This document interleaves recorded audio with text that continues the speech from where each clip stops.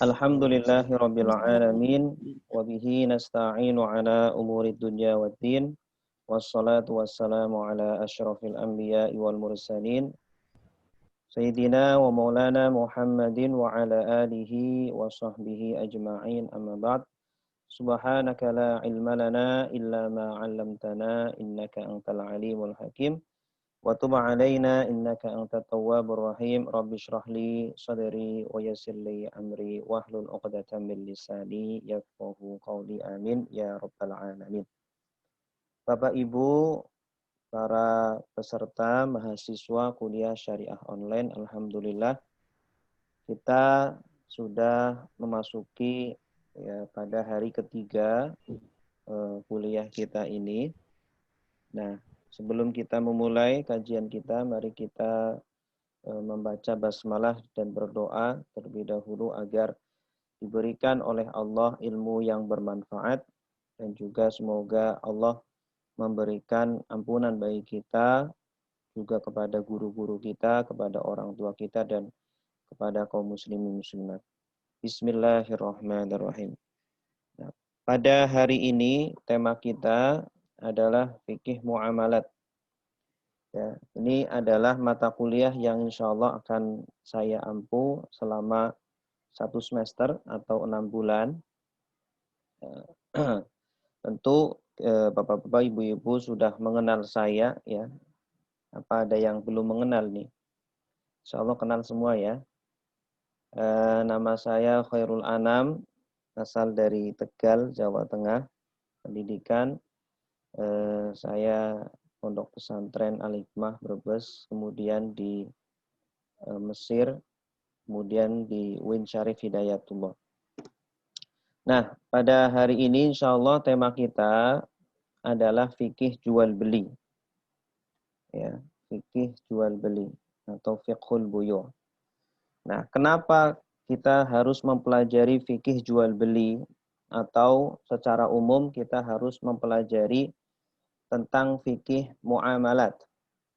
Ya, fikih yang berhubungan antara hamba dengan hamba, tentang transaksi-transaksi atau akad-akad yang dilakukan antara manusia dengan manusia. Kalau fikih ibadah ya berhubungan dengan hamba dengan Allah. Ya, hubungannya adalah vertikal. Kalau hamba dengan hamba hubungannya adalah horizontal. Alasan yang pertama adalah karena sudah banyak orang yang tidak peduli dengan fikih muamalat. Dalam sebuah hadis Rasulullah Shallallahu Alaihi Wasallam bersabda yang diriwayatkan oleh Al-Imam Al-Bukhari di dalam sahihnya, la ya'tiyanna 'alan nasi zamanun. Ya, la ya'tiyanna, sungguh akan datang, 'alan nasi zamanun, atas manusia sebuah zaman, sebuah era, sebuah masa, la yubali almar'u, la yubali, tidak peduli, almar'u seseorang. Ya, orang tidak peduli, ya, acuh tak acuh, bima akhadal mal, dengan harta yang dia ambil, ya, dengan harta yang dia dapatkan, rizki yang dia peroleh. Apakah amin halalin amin haram, apakah berasal dari halal atau berasal dari yang haram. Ya, tentu zaman ini sudah terjadi di zaman sekarang, betapa banyak orang yang ya tidak peduli dengan sumber hartanya, sumber makanannya, sumber minumannya, ya, menipu, korupsi, mencuri dan lain sebagainya, ya. Dan muamalat ini adalah hampir selama 24 jam kebanyakan manusia itu berhubungan dengan muamalat. Ya, kalau kita hitung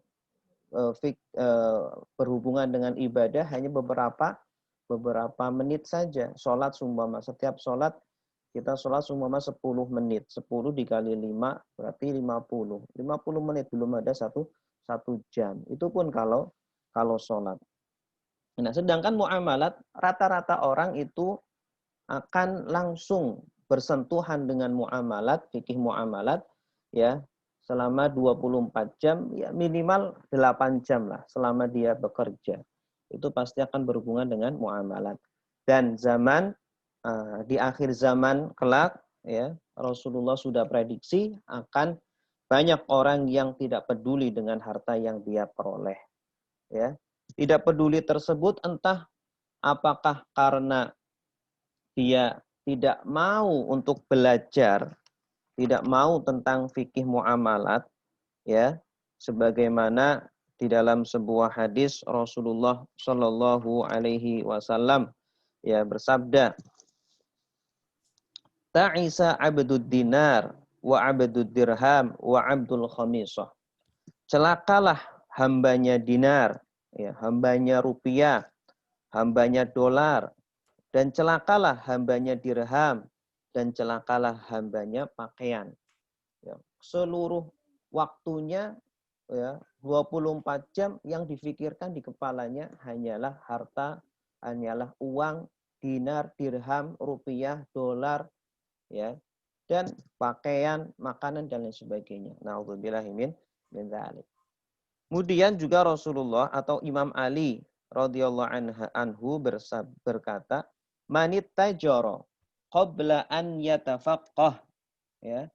Barang siapa yang berdagang, man ittajara, barang siapa yang berdagang qabla an yatafaqqah, sebelum dia belajar fikih tentang perdagangan, tentang jual beli, tentang sewa menyewa, irtatoma fir riba, maka pasti dia akan terjerumus di dalam riba.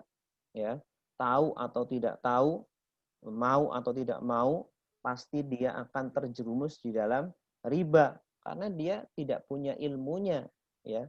Dan apakah dia berdosa? Tentu berdosa karena tidak mau belajar, kecuali kalau dia hidup di tengah hutan, di tengah padang pasir, tidak ada yang mengajari. Summartatoma, bahkan diulang sebanyak tiga kali sebagai bentuk penegasan dari beliau Imam Ali radhiyallahu anhu. Kemudian Umar bin Khattab, ya, khalifah setelah Abu Bakar As-Siddiq, juga bersabda, ya, la yabi' fi suqina illa man tafaqqaha fid din. Ya.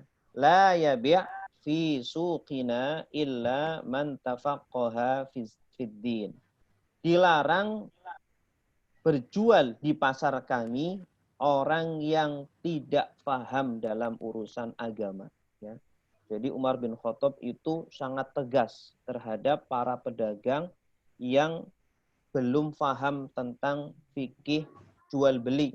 Kenapa? Karena ditakutkan dia melakukan perbuatan riba, ditakutkan dia melakukan penipuan, ditakutkan dia melakukan hal-hal yang dilarang oleh agama, ya, karena dia tidak tahu.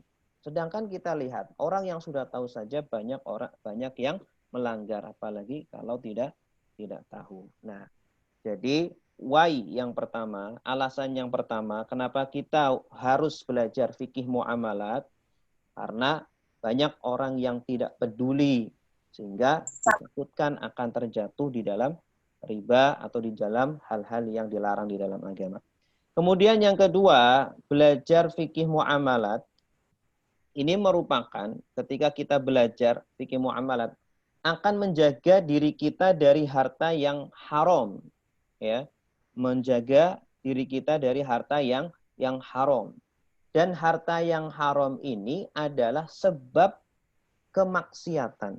Orang yang mudah memakan harta yang haram, ya, orang yang minum minuman yang haram, ya, berasal dari sumber yang haram, maka biasanya dia itu sulit untuk berbuat taat dan mudah berbuat maksiat. Na'udzubillah min dzalik.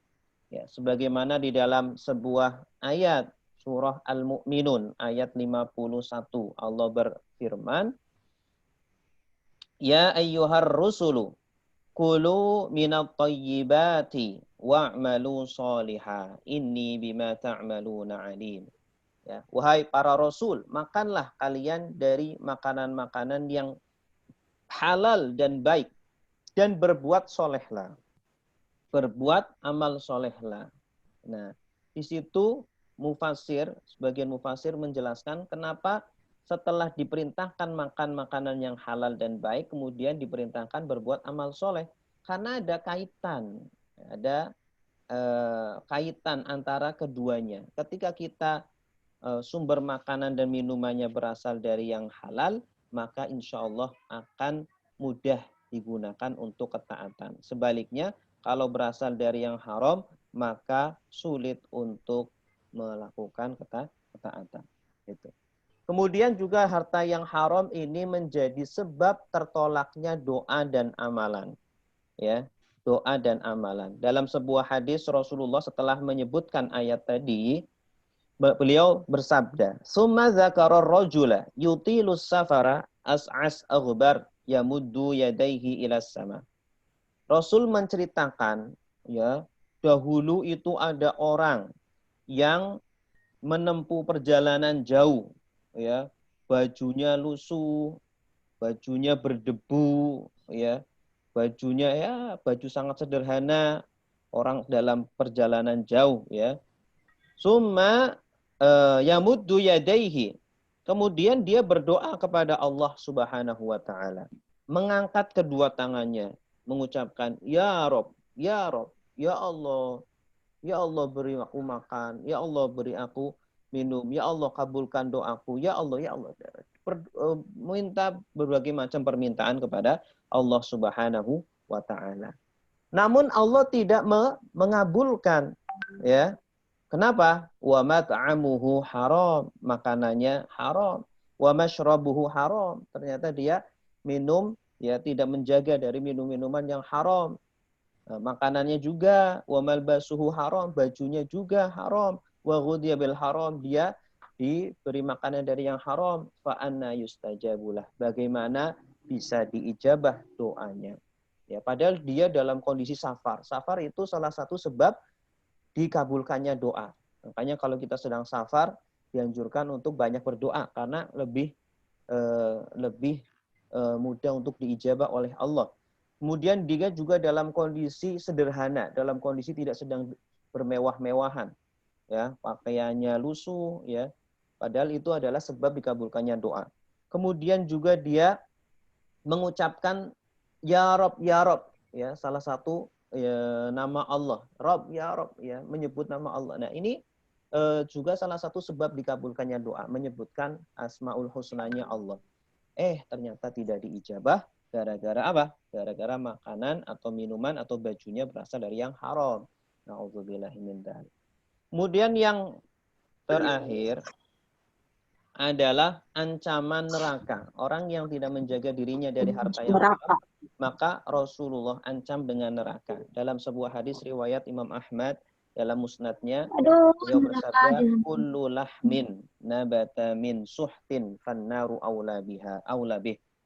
Setiap daging yang tumbuh dari harta yang haram, makanan yang haram, maka api neraka lebih berhak untuk memakan daging tersebut. Na'udzubillah, summa na'udzubillah. Jadi Bapak Ibu, kita harus sadar bahwa fikih muamalat ini sangat penting dalam kehidupan kita. Karena fikih muamalat ini, ya, sebagian besar aktivitas kita berhubungan dengan fikih muamalat. Fikih muamalat ini juga sudah diprediksi akan ditinggalkan oleh orang-orang kaum muslimin. Kemudian dengan fikih muamalat ini kita bisa menjaga makanan atau minuman kita dari yang haram, ya, dan mengkonsumsi makanan haram halal itu menjadi penyebab kita ringan untuk beribadah, menjadi sebab doa kita terijabah, menjadi sebab amal soleh kita diterima oleh Allah, dan juga menjadi sebab kita terhindar dari api neraka. Amin ya rabbal alamin. Kemudian Bapak Ibu, selanjutnya pada fikih muamalat ini, ya, secara global kami akan membagi menjadi 5 pembahasan, menjadi 5 poin, menjadi 5 bab. Ya, bab yang pertama tentang jual beli. Bab pertama tentang jual beli. Pada jual beli nanti ada beberapa subbab seperti jual beli haram, jual beli salam atau istisna, ya. Itu bab pertama dan masih banyak lagi. Kemudian bab kedua kita akan membahas tentang praktek haram. Praktek muamalah yang diharamkan di dalam syariat seperti riba, seperti judi, ya, menipu dan lain sebagainya, korupsi. Kemudian yang ketiga tentang akad kerjasama. Di dalam fikih muamalat itu ada akad kerjasama, ya, tidak hanya jual beli tapi juga ada akad kerjasama seperti mudharabah, ya, akad mudharabah kerjasama antara pemilik modal dengan pemilik keahlian, pemilik skill, ya. Seumpama saya punya modal 1 triliun, ada orang yang pintar dalam jual beli, nah, saya kasih modal ke dia, dia putar uang tersebut sehingga menghasilkan uang kemudian dibagi dibagi hasil, itu namanya mudharabah. Ada syarikah juga hampir sama seperti mudharabah. Keempat ada bab tentang akad sosial. Akad sosial itu akad yang sifatnya tidak untuk mencari materi, ya, untuk mencari keuntungan finansial, ya. Contohnya akad pinjam meminjam, seumpama saya meminjamkan motor, orang mau minjem motor saya, itu kan akad juga, tapi akadnya sosial, ya, akad sosial. Kemudian wakaf juga sama, ada pesantren butuh tanah, nah, kita wakaf tanah, itu juga termasuk akad sosial. Yang terakhir ada bab tentang masalah-masalah kontemporer. Insya Allah kita nanti akan membahas tentang permasalahan-permasalahan di zaman sekarang, permasalahan-permasalahan terkini yang terkait dengan fikih muamalat. Seperti contohnya tentang bunga bank atau tentang hak cipta. Hak cipta itu diakui nggak sih di dalam Islam? Kemudian tentang bursa saham dan lain sebagainya. Bapak Ibu yang dimuliakan Allah, itulah 5 bab yang insya Allah akan kita bahas selama 1 semester, ya, selama 6 bulan. Nah, sekarang kita akan fokus membahas tentang fikih jual beli. Nah, fikih jual beli mencakup beberapa sub pembahasan. Yang pertama tentang definisi. Ya, kita harus paham jual beli itu apa sih definisinya. Ya. Kemudian syarat dan rukunnya sehingga jual beli yang kita lakukan sah menurut syariat. Kemudian macam-macam jual beli. Ya, macam-macam jual beli sehingga kita nanti tidak mudah untuk menyalahkan, oh ini jual beli haram, ini enggak. Padahal kita belum kenal macam jual beli tersebut. Ya, maka harus memahami, mengetahui macam-macamnya. Keempat, ada jual beli yang terlarang. Nah, ini sangat penting, ya. Secara hukum asalnya dalam muamalah, al-asru fil muamalat al-ibahah wasihah. Hukum asal dari muamalat asalnya itu adalah boleh dan sah, ya. Kecuali nanti ada beberapa pengecualian. Maka kalau kita ingin bisa memahami fikih muamalat secara full, secara sempurna, maka harus kita ketahui kaidah-kaidahnya dan juga harus mengetahui jual beli yang haram, yang terlarang. Kenapa? Karena yang terlarang itu lebih sedikit daripada yang dibolehkan. Kemudian yang terakhir adalah tentang jual beli salam dan istisna. Salam dan istisna. Salam dan istisna itu seperti kita mau membeli sesuatu, tetapi uangnya dulu, barangnya nanti. Ya, seperti kita pesan. Ya, uangnya dulu kita kasih, barangnya nanti. Seperti kita pesan sesuatu. Nah, ini adalah sub pembahasan dalam jual beli. Nah, kita masuk ke definisi jual beli. Seperti biasa, kalau kita ingin mendefinisikan, ya, dalam belajar ilmu syariah, itu selalu menyinggung tentang definisi secara bahasa. Menyinggung makna secara bahasa. Agar apa? Agar kita tahu, ya, hubungan antara makna secara bahasa dengan makna secara istilah. Ya. Di zaman Nabi, sebelum akad tersebut disyariatkan di dalam Islam, itu artinya apa sih? Seperti sholat. Sholat sebelum ada, itu kan ada makna secara bahasanya. Sudah diucapkan oleh orang Arab, sholat. Tapi maknanya doa. Ya, maknanya doa. Nah, setelah Islam datang dengan syariat sholat, maka maknanya menjadi makna yang khusus, makna istilah, ya, yang sudah kita ketahui. Secara bahasa, Jual beli adalah muqabalatu syai'in bi syai'in, menukar sesuatu dengan lainnya, ya. Menukar sesuatu dengan lainnya. Baik itu antara uang dengan barang atau uang dengan uang, ya. Kalau uang dengan barang jual beli seperti yang dalam bahasa Indonesia. Kalau uang dengan uang berarti money changer, ya. Kita mau nukar dolar dengan rupiah, itu uang dengan uang. Itu juga dinamakan jual beli secara bahasa. Kemudian barang dengan barang, barter, itu juga dinamakan jual beli, ya, secara bahasa. Nah, adapun secara istilah, di sini saya hadirkan dari 3 madhab, ya, saya ambil dari Al-Fiqhul Islami wa Adillatuhu, karangan Syekh Wahbah Zuhaili rahimahullah. Menurut madhab Hanafiyah, ya, kalau saya sebutkan Hanafiyah berarti ulama-ulama madhab Hanafi. Tidak hanya imamnya saja, tapi ulamanya. Yaitu apa? Mubadalatu malin bimalin. Mubadalatu malin bimalin. Yaitu menukar harta, ya, dengan harta. Menukar harta dengan harta. Harta yang lainnya. Menukar harta dengan harta yang lainnya. Jadi dalam jual beli harus antara harta dengan harta. Harta itu apa dalam Islam? Harta adalah sesuatu yang bernilai di dalam Islam. Jadi kalau kita mau membeli sesuatu yang tidak bernilai, maka bukan jual beli namanya. Nah, ala wajhin makhsusin, dengan cara khusus. Maksudnya apa? Ada syaratnya, ada rukunnya yang harus dipenuhi. Sehingga jual beli tersebut menjadi sah, ya, tidak batal.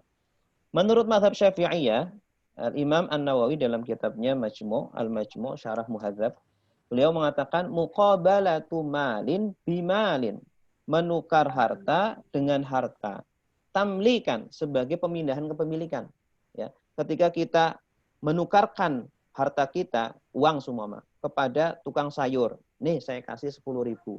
Kita ambil barangnya dia, tempe sumama atau sayur atau singkong, kita ambil. Itu kan ada pertukaran atau perpindahan kepemilikan, ya. Saya asalnya punya uang, jadi punya tempe atau punya singkong.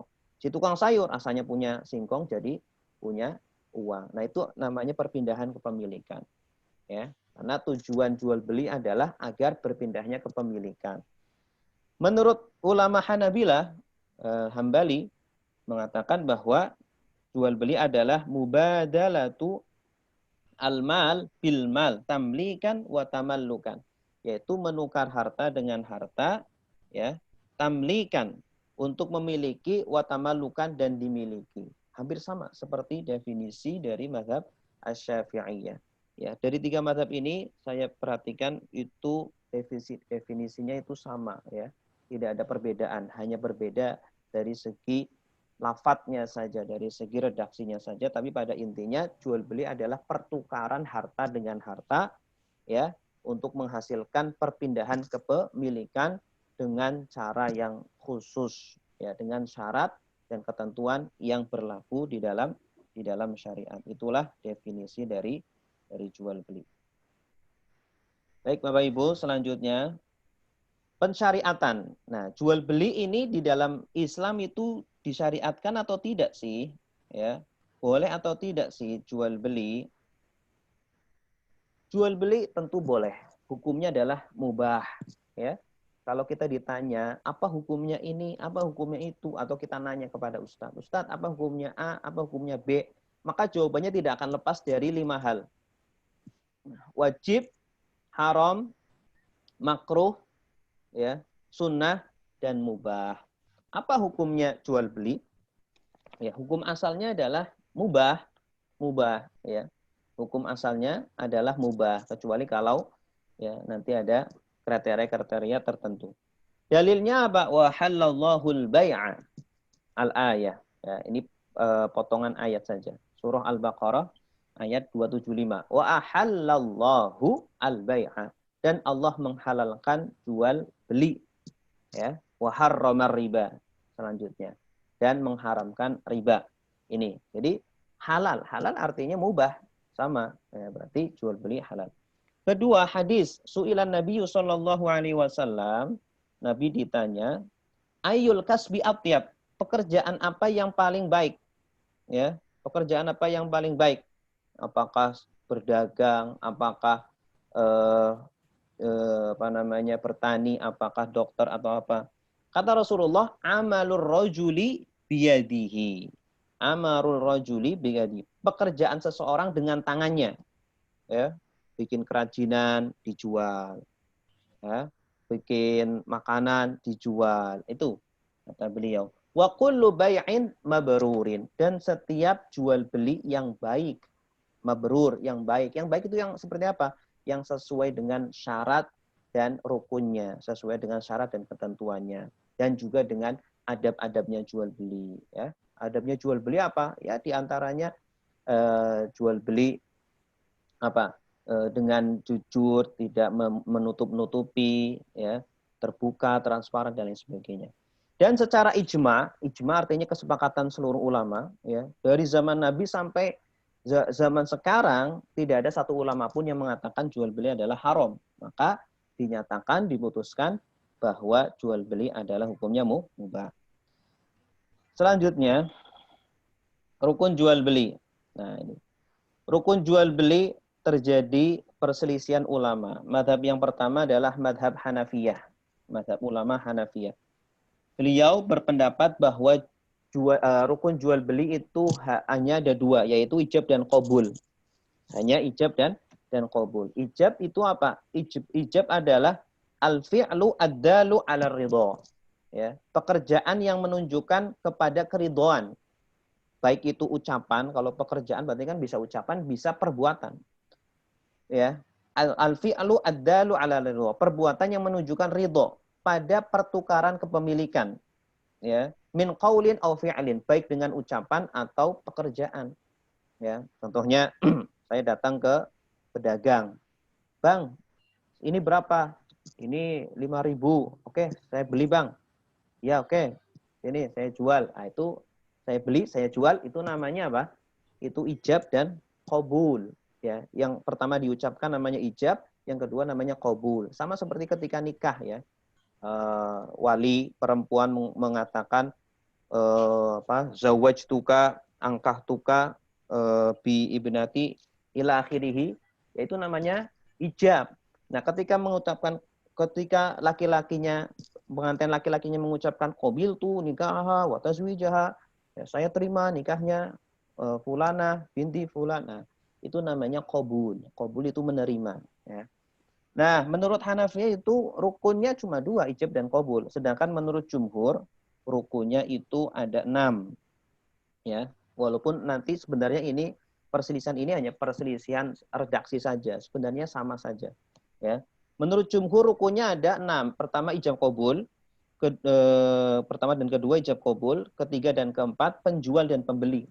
Ya, jual beli harus ada penjual dan pembeli. Ya, kalau nggak ada pembeli, kita mau jualin ke siapa? Kan? Kemudian harus ada uang dan barang, ya, atau barang dengan barang. Nanti insya Allah akan kita bahas. Ya, harus ada 6 rukun tersebut. Ini tentang rukun jual beli. Selanjutnya ijab dan qabul. Ya, ijab dan qabul ini menurut mazhab Hanafiyah dan mazhab jumhur sebenarnya ini hanya khilaf lafzi, ya, perselisihan redaksi saja, tetapi maksudnya ada sama. Ya, maksudnya adalah sama. Pada intinya mereka bermaksud bahwa, ya, ijab dan qabul itu perbuatan yang menunjukkan akan keridhaan dari kedua belah pihak untuk melakukan jual beli, ya. Artinya tidak ada paksaan, ya, tidak ada unsur hipnotis atau ada unsur penipuan dan lain sebagainya. Itu. Kemudian syarat ijab dan qabul. Nah, ini penting.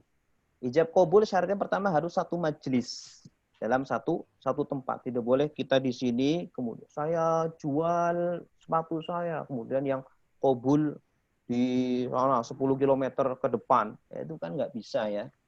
Wah, ini sebenarnya zaman dahulu. Mungkin kalau di zaman sekarang bisa dengan menggunakan alat telekomunikasi, telepon atau dengan chatting atau apa, ya. Makanya nanti para ulama membahas tentang hukum bagaimana jual beli online melalui apa namanya Tokopedia, Shopee dan lain sebagainya, ya. Kemudian tidak terputus, ya. Artinya ketika penjual mengatakan ini saya jual, itu langsung pembelinya mengatakan, oh iya, saya beli, ya. Tidak, saya jual. Kemudian krik, krik, krik, krik, ada jangkrik, lama terputus. Nah, itu tidak sah, ya. Maka harus tersambung antara ijab dan qabul. Kemudian sesuai antara ijab dan qabul. Harus sesuai. Artinya penjual saya jual sepatu ini harganya 200.000. Kemudian pembelinya juga bilang, oh ya saya beli sepatunya harga 200.000. Jangan malah tidak nyambung. Ini penjualnya bilang, ini saya jual sepatu 200.000. Oh ya saya terima tasnya harga 200.000. Tuh. Penjualnya kan jual sepatu kok tas yang diterima. Itu berarti tidak sesuai, ya. Berarti ijab qabulnya tidak sah. Kemudian disengaja, ya, melakukan jual belinya itu ijab qabulnya harus disengaja, tidak dia dalam kondisi ngelindur, dalam kondisi dihipnotis atau dalam kondisi yang tidak sadar, harus dilakukan dengan kesadaran dan keridhaan. Kemudian yang nomor 5, tidak digantungkan. Oh, yaudah saya beli ini ya, tapi kalau saya punya duit, itu ijabnya belum sah. Ya, kecuali kalau punya duitnya sudah ada, barangnya ada, langsung dilakukan akadnya, itu baru sah. Tapi kalau nanti itu belum sah, ya. Kemudian terakhir, tidak sementara. Jual beli itu sifatnya itu selama-lamanya. Tidak boleh saya jual ini selama sebulan saja ya. Nanti dikembalikan lagi, nggak boleh. Ya, ijab harus jual beli itu harus selamanya. Berbeda nanti dengan akad sewa. Nah, jual beli dengan sewa. Kalau sewa itu terbatas waktu.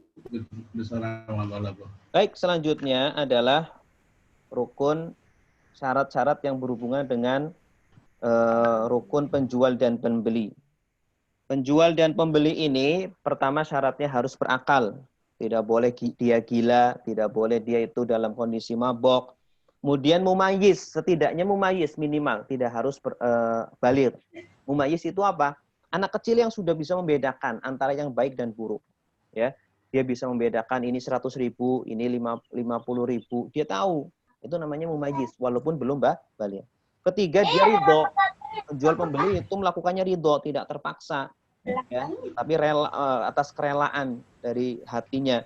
Kemudian dia menjual atau membeli barang yang dia miliki. Jangan dia menjual sepatu orang. Dia mau jual beli duitnya orang. Nah, harus pemiliknya sendiri.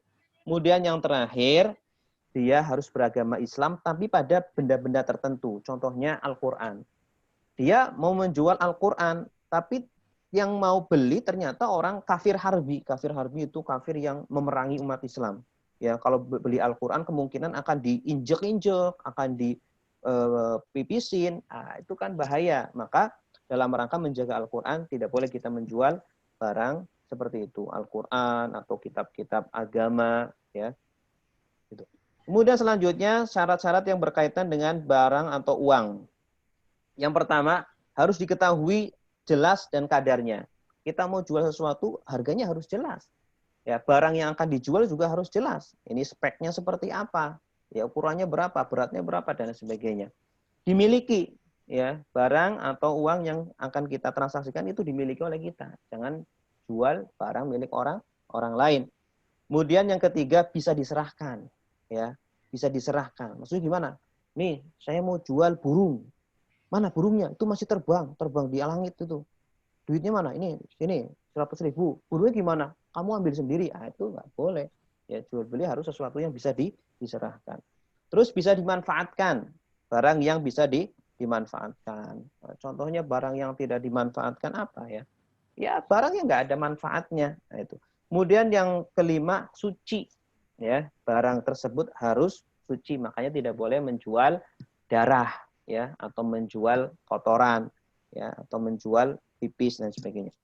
Kemudian terakhir, tidak dilarang agama. Barang yang akan kita perjualbelikan bukan barang yang dilarang oleh agama, seperti menjual bangkai, menjual anjing, menjual babi dan lain sebagainya. Nah, mungkin sampai di sini dulu jenis-jenis jual beli.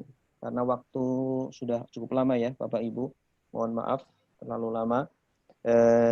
Insya Allah macam-macam jual beli mungkin minggu depan akan kita jelaskan. Silakan, sekarang ada waktu sekitar setengah jam. Bapak Ibu yang mau bertanya, silakan dipersilakan. Ustadz mau bertanya. Saya tanya, Ustaz. Ya, Dari- Pak Yudi, bentar. Pak Yudi silakan di. Ya, duluan yang bertanya siapa ya? Ya, silakan. Satu persatu dulu siapa? Satu dulu. Siapa dulu, Ustaz? Siapa dulu, Wahyudi? Halo, Assalamualaikum Ibu Stati. Ibu Stati Puspita. Ya, hadir. Ya, Ustaz. Ibu dari mana, Bu? Dari Sulawesi Selatan, Jeneponto, Ustaz. Allah. Ya, kami Ya, silakan. Terima kasih banyak, Ustaz, untuk kesempatannya. Assalamualaikum warahmatullahi wabarakatuh, teman-teman. Waalaikumsalam. Untuk pertama kali saya bertanya. Ini tentang jual beli yang kita bicarakan. Ada satu kebiasaan di daerah saya, Ustaz. Produk yang dijual itu sejenis produk yang diolah. Produknya itu gula merah, Ustaz. Gula merah ini biasanya yang membuatnya itu ambil uang pada seseorang untuk dijadikan modal. Halo? Iya, terus? Jadi pembuat gula merah ini ambil uang untuk dijadikan modal, mulai dari seluruh peralatan sampai ke bahan bakunya. Kemudian yang menyerahkan uang itu sudah mendapatkan harga per bijinya. Sudah mendapatkan harga per bijinya. Misalnya satu buah gula itu dihargakan Rp3.000. Jadi ceritanya ini barang belum jadi, tapi sudah ada harga per bijinya. Ini yang saya mau tanyakan, hukum jual beli semacam ini dibolehkan atau bagaimana, Ustaz? Iya. Bismillahirrahmanirrahim. Ya, Bismillahirrahmanirrahim.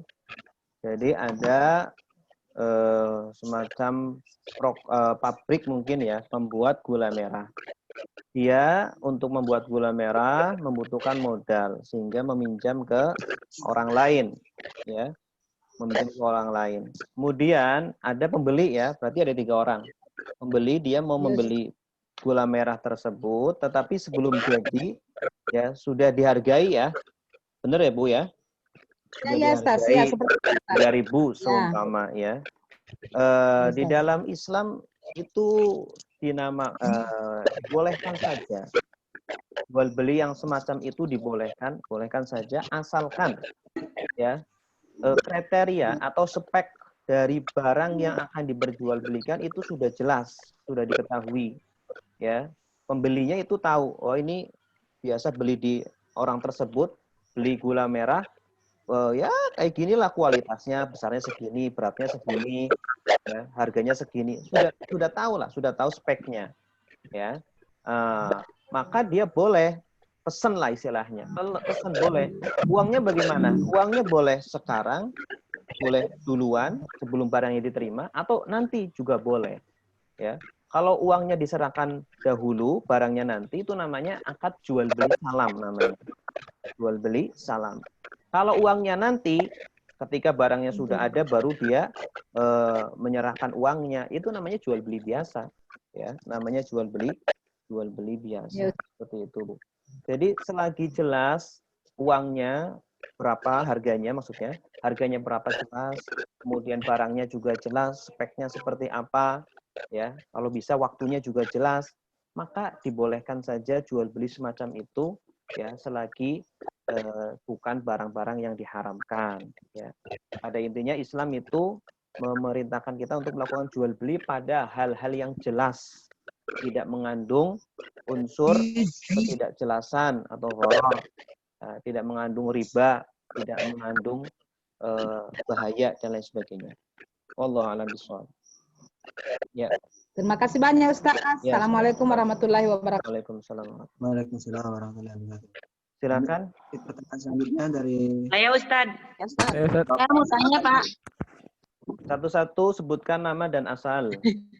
ya Siapa dulu nih? Saya Bu Koni, boleh? Ibu Koni dari Jakarta. Jakarta.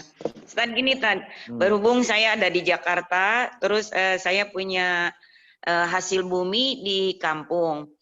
Nah, ini saya sering melakukan transaksi jual beli tanpa diketahui daripada hasil bumi tersebut. Misalkan taruhlah petek gitu ya.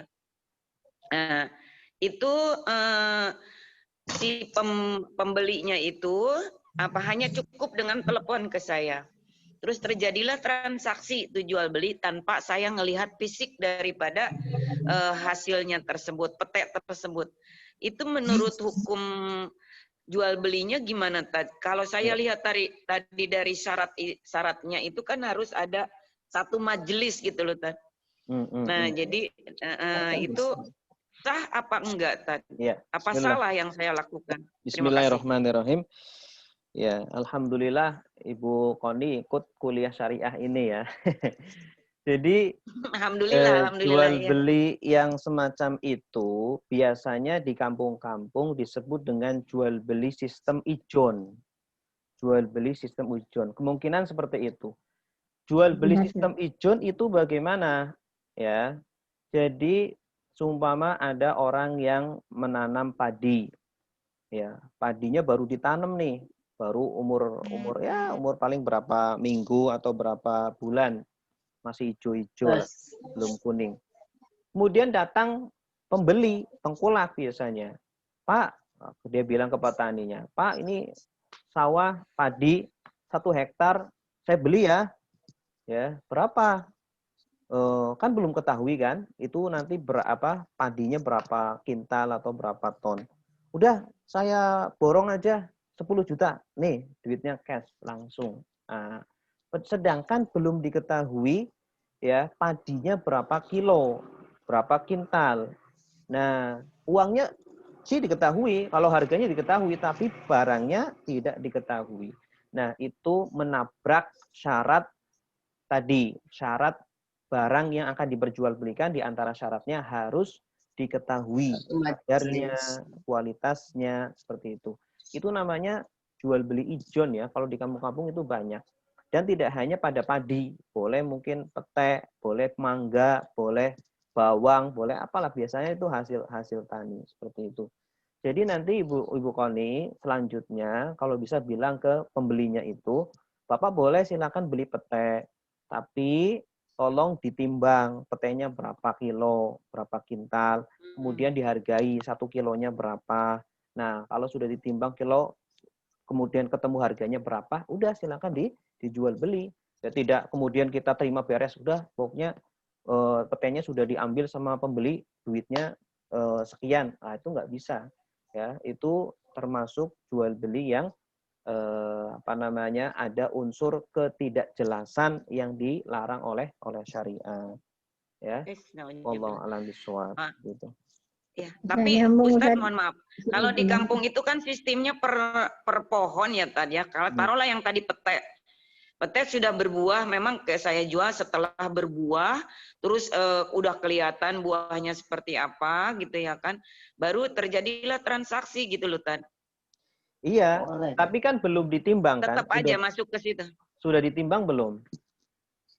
Nggak ditimbang, jadi sistemnya per pohon gitu, Nah, borongan lah gitu istilahnya. Iya, per pohon itu kan walaupun dia itu ahli menghitung, tapi kan nggak tahu pasnya itu berapa. Mungkin lebih, mungkin kurang, seperti itu.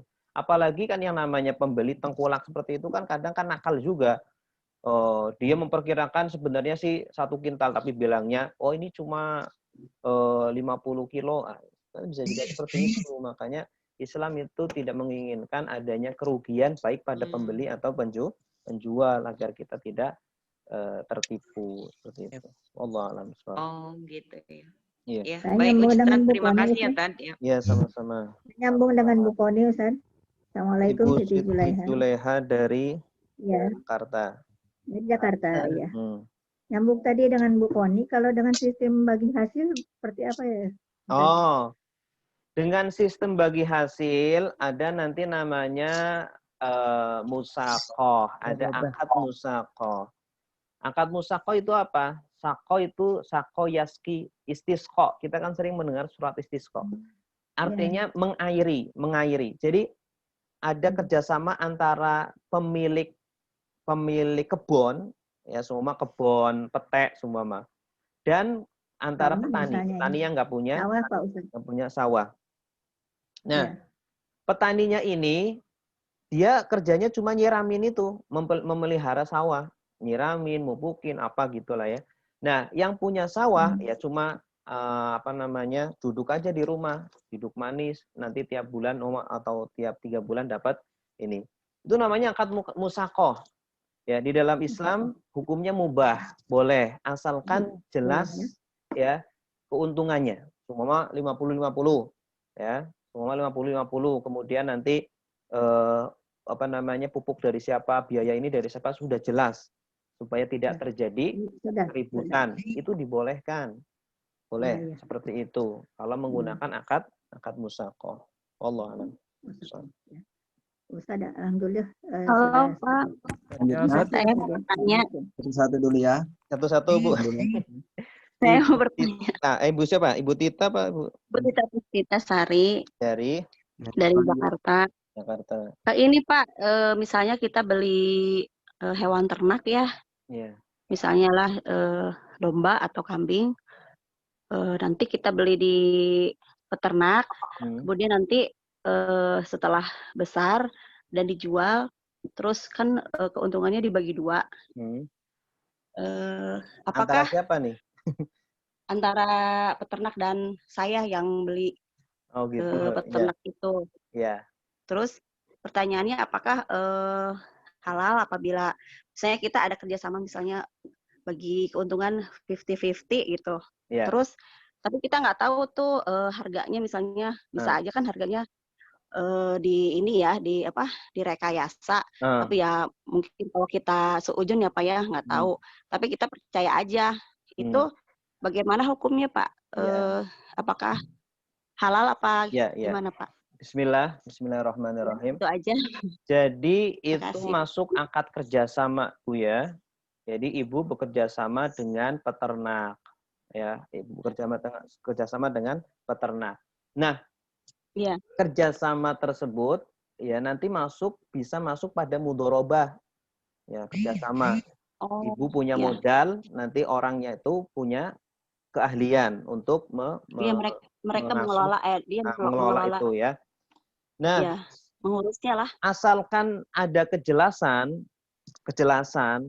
dari segi apa modalnya, yang mengeluarkan pakan siapa, yang membeli kambing siapa, itu sudah jelas ya. Kemudian prosentasenya keuntungan bagi hasil berapa persen nih, 50-50 jelas. Maka kalau sudah jelas semuanya boleh.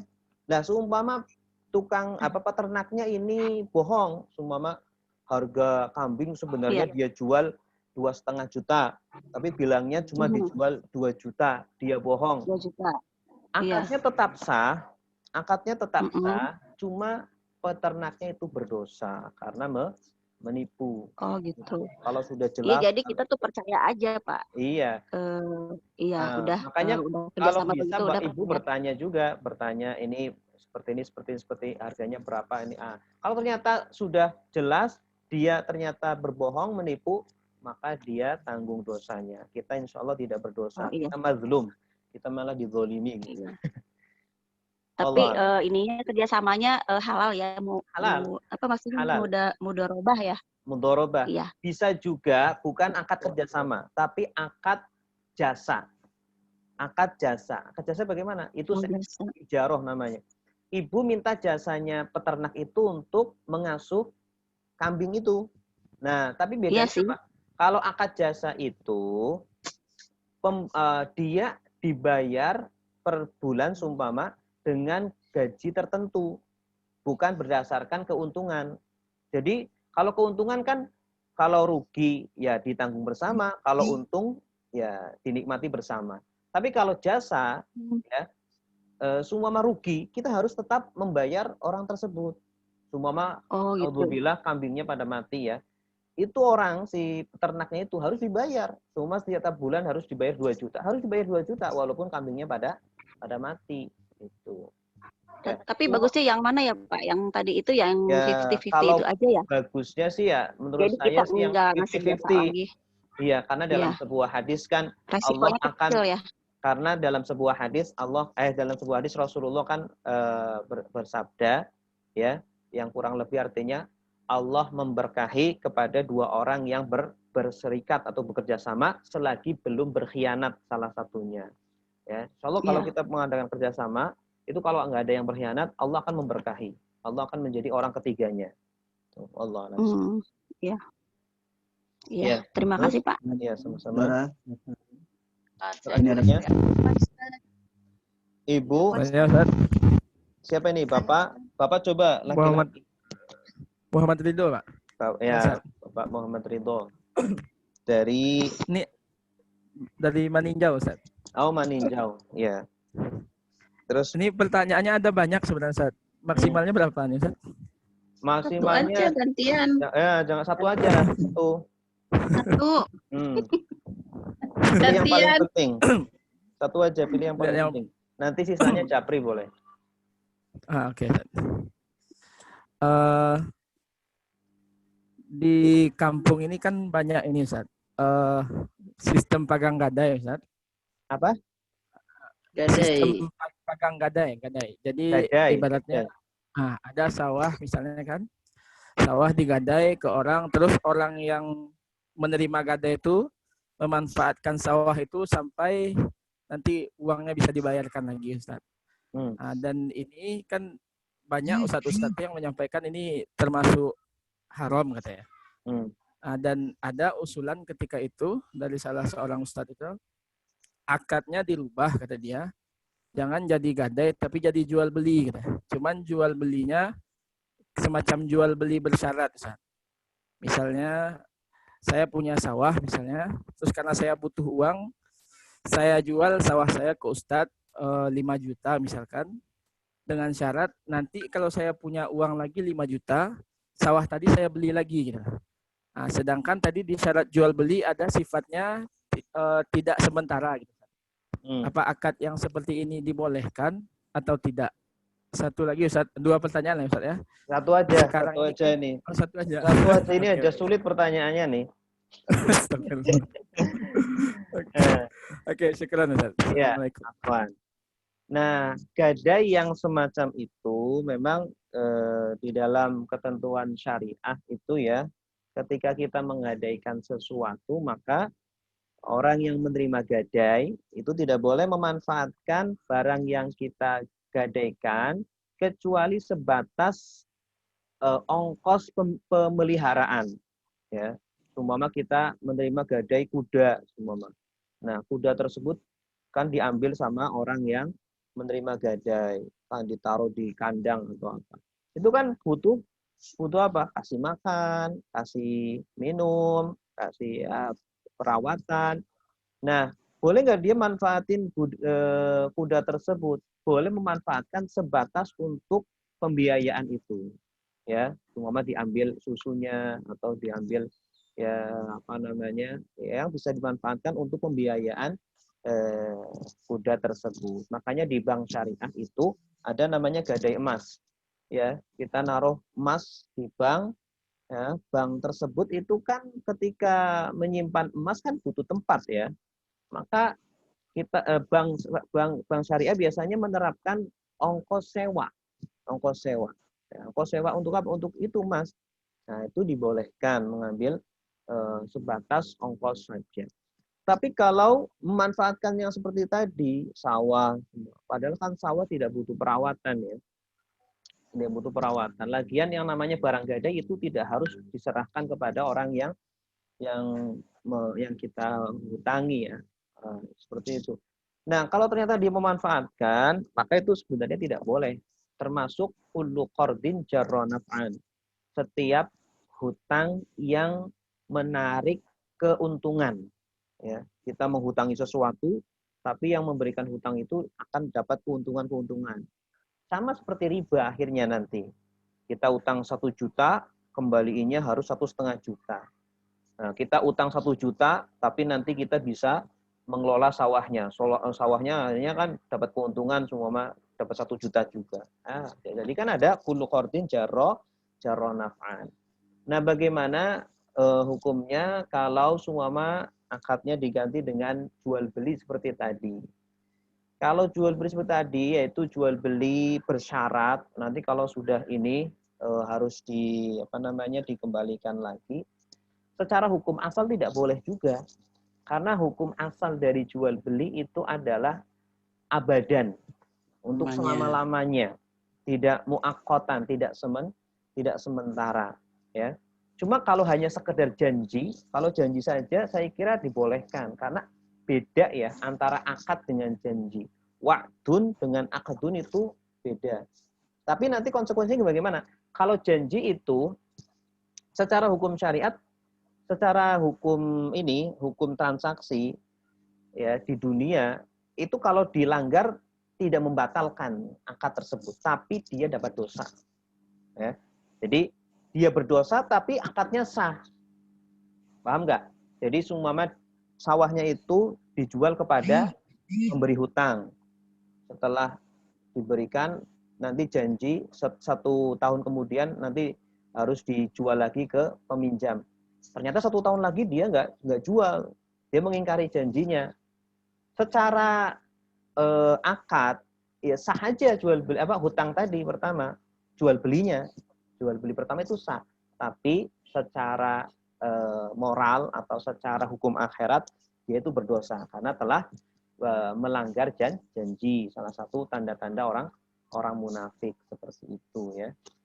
Nah, seperti itu. Saya kira lebih baik ya kebiasaan seperti itu memang sedikit demi sedikit harus dikikis ya. Harus dikikis. Kenapa? Karena ketika kita menghutangi orang itu pahalanya lebih besar 10 kali lipat daripada kita sodako.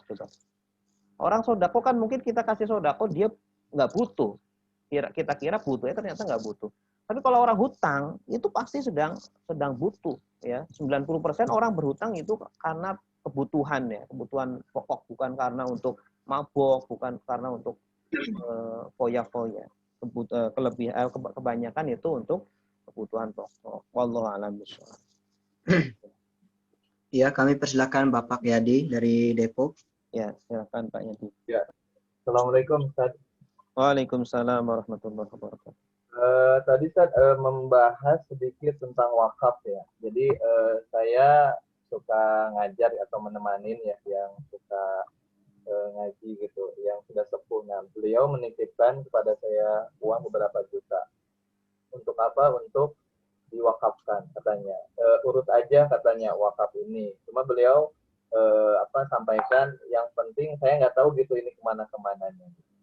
Nah, yang ingin saya tanyakan itu ya yang saya ketahui itu wakaf itu kan bisa tadi kata Ustaz memang ke pesantren, kemudian ke masjid, musola. Nah, apakah boleh Ustaz misalkan saya kan sekarang tergabung di organisasi Ustaz ya, organisasi dakwah namanya Perkumpulan Bekam Indonesia. Nah, karena organisasi dakwah ini memang tidak dalam arti dapat biaya dari luar gitu. Kita memang lebih kepada dakwah gitu. Nah, kadang-kadang kita mengeluarkan nggak boleh wakaf. Nah, kemudian kita kan sekarang sedang berjalan untuk mengembangkan dakwah ini, dakwah hijamah atau dakwah bekam. Jadi perlu ada misalkan katakanlah sekarang kan online saja.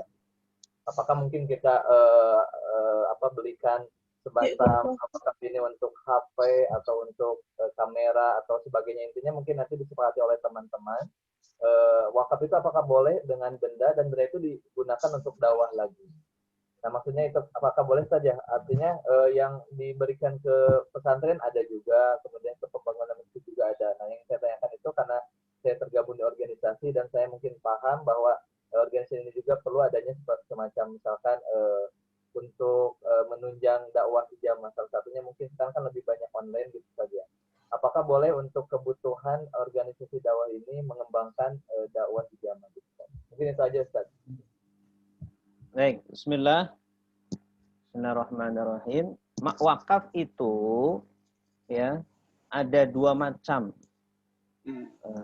Sebelumnya wakaf adalah ibadah. Wakaf adalah ibadah. Dan peruntukannya juga untuk ibadah. Harus untuk ibadah. Ya, maka selagi pewakaf, ya, wakif itu bahasa Arabnya wakif, bukan muwakif. Banyak yang salah itu muwakif. Wakif. Selagi pewakaf itu tidak mensyaratkan apa-apa, maka kita nazir wakafnya, artinya penerima wakaf tersebut, bebas untuk menggunakan uang tersebut atau benda wakaf tersebut untuk sesuatu yang bernilai ibadah. Bisa untuk dakwah, bisa untuk taklim, bisa untuk pokoknya untuk ibadah. Dengan syarat menjadi benda yang awet, tidak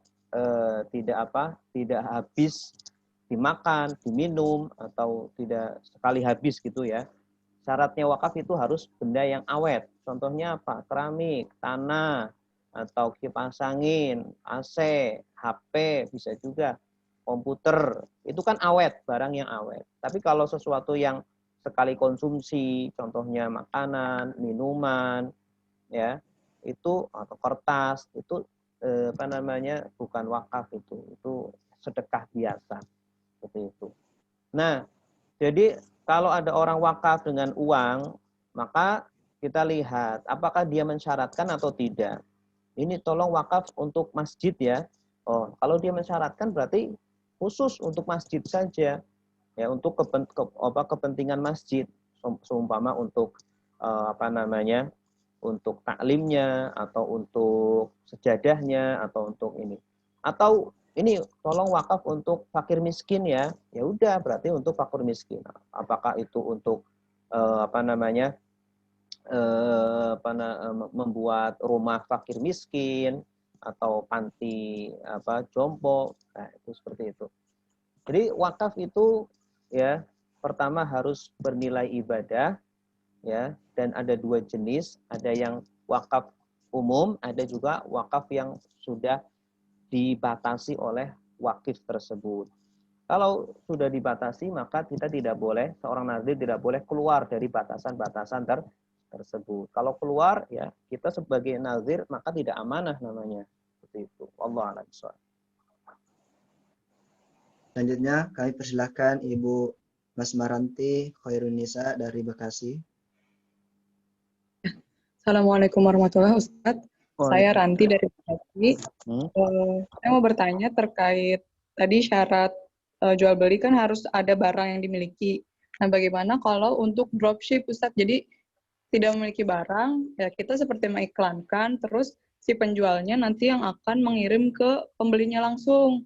Nah, kita dapat keuntungan dari penjualnya gitu. Nah, itu bagaimana, Ustadz? Ya. Sebenarnya nanti ada pembahasan khusus tentang dropship, tentang reseller, ya. Insya Allah pertemuan ke-4 atau ke-5 tentang perantara, ya, menggunakan akad perantara. Itu insya Allah nanti akan dibahas secara khusus. Pada intinya, ya, akad dropship, ya, semacam itu nanti bisa masuk ke akad samsara atau menggunakan akad ijaroh, jasa juga bisa. Insya Allah nanti akan dibahas secara khusus. Jasa maksudnya bagaimana? Ya, kita minta jasa seseorang untuk mengiklankan itu. Jadi kita sebagai dropship tadi kan, kita mengiklankan kan, kemudian kita tinggal ngasih tahu ini ada yang beli, alamatnya ini. Nah, kemudian kita dapat keuntungan dari selisih harga itu kan. Nah, itu upahnya dia, seperti itu. Upah dari dia melakukan marketing. Insya Allah nanti dibahas secara detail pada waktunya, Ibu ya. Allah. Baik Ustaz, jazakallah khair. Ya. Ya, selanjutnya kami persilahkan Ibu Helmiza dari Duri. Ya. Assalamualaikum Ustaz. Waalaikumsalam warahmatullahi wabarakatuh. Ya Ustaz, saya mau bertanya, bagaimana hukumnya kita membeli barang dari orang yang terdesak menjualnya, Ustaz? Jadi dia tuh menjual barang agak di bawah harga pasar gitu. Misalnya pasarannya 300, dia jualnya 200 karena lagi terdesak gitu, Ustaz. Oh, karena dia butuh uang. Iya gitu. BU ya. Dia Padahal mau sebenarnya kita lagi nggak butuh juga barang sebenarnya, tapi karena dia terdesak, terpaksa kita beli gitu loh Ustaz. Tapi kira-kira hukumnya gimana ya Ustaz? Iya. Menjual barang yang dengan harga bawah ya, di bawah itu. Iya, di bawah harga pasar gitu. Di bawah harga pasar itu nanti ada pembahasan khusus ya. Itu namanya jual beli, kalau nggak salah jual beli muwadha'ah, yaitu menjual barang di bawah harga pokoknya. Umpama kita asalnya belinya 100.000, kita jual dengan 90.000 karena tidak laku atau kita karena butuh uang, itu diboleh-bolehkan saja selagi tidak merugikan kepada penjual yang lain. Ya, selagi tidak merugikan kepada penjual yang lain, itu dibolehkan. Nah, kecuali tidak merusak pasaran itu ya Ustaz. Iya. Kecuali kalau kita melakukan kebalikannya, ihtikar, penimbunan. Seumpama ada barang yang menjadi kebutuhan masyarakat umum. Hampir semua masyarakat butuh barang tersebut. Seumpama apa? Gas, seumpama beras, gula. Ya, kita timbun di gudang sebanyak-banyaknya sehingga di pasaran langka, sehingga harganya melambung naik.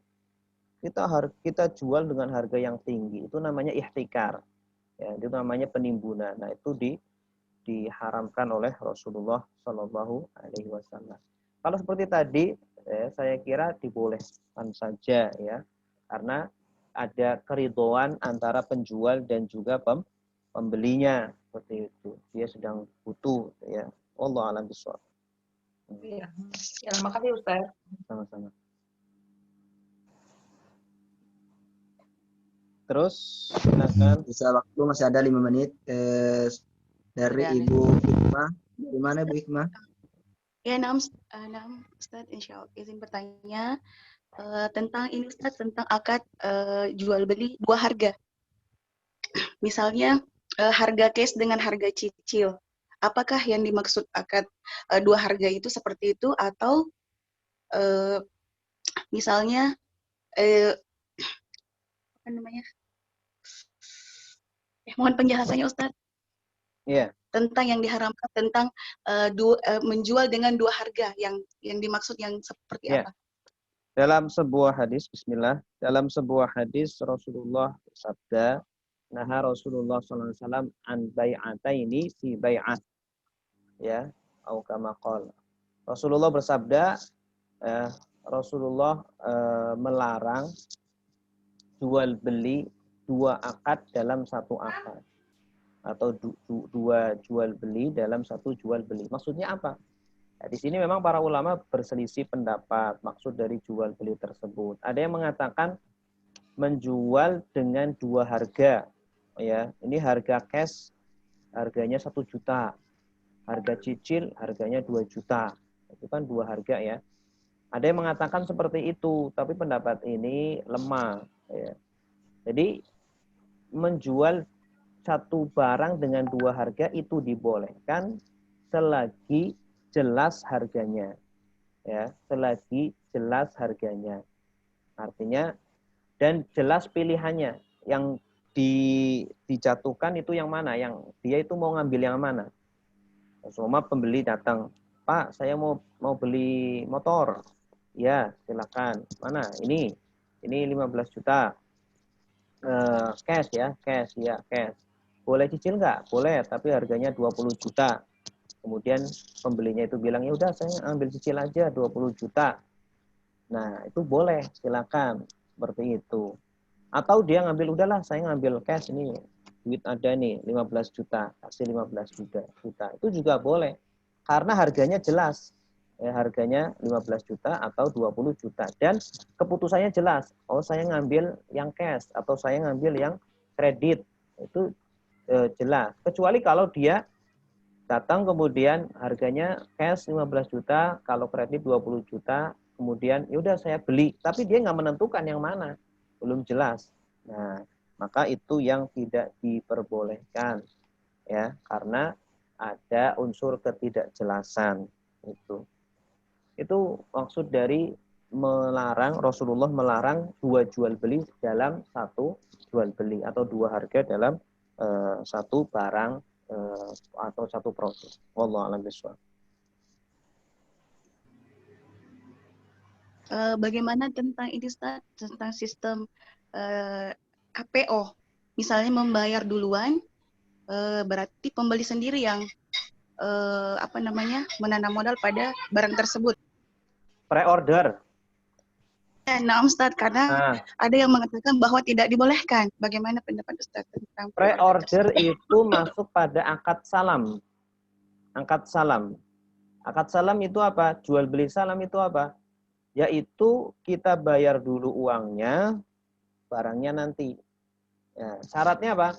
Barangnya harus jelas, ya, speknya seperti apa, waktu penyerahannya kapan, nah, harganya juga jelas, itu dibolehkan. Akad salam itu memang sejarah munculnya itu dulu Nabi ketika ke Madinah, ya, di Mekah itu belum terbiasa akad salam. Ketika di Madinah orang-orang biasa melakukan akad salam, ya, yaitu apa? Mereka mesen barang dulu, barangnya duitnya dulu, barangnya nanti. Karena ini inden ya Pak ya, maaf. Iya, semacam inden seperti itu. Karena yang namanya penjual itu kadang butuh modal, ya, makanya dia kasihkan uang dulu. Nah, kemudian biasanya yang harganya, yang duitnya dulu, akad salam ini biasanya harganya lebih murah, ya, harganya lebih murah karena memang penjualnya ini butuh modal. Nah, itu dibolehkan saja, silakan.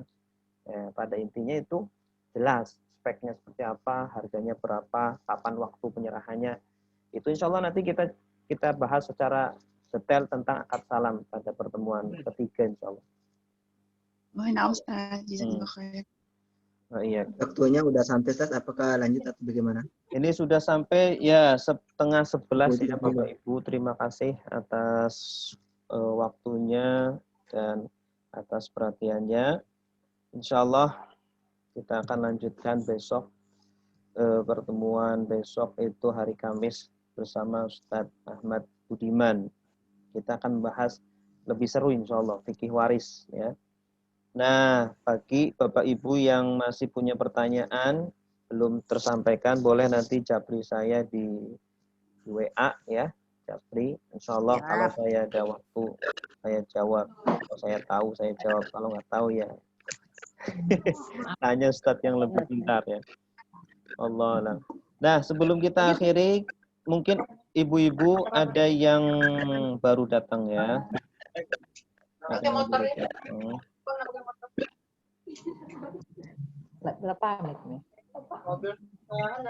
Ada yang belum di absen mungkin, ya. Kardiani Ustadz, Kardiani Hadiroh. Oh iya, bentar Bu. Agak telat masuk Ustadz, jaringan jelek. Kenapa jelek? Iya, di rumah Saya datangnya jam 9.30 Manjidan. Lia M. Umar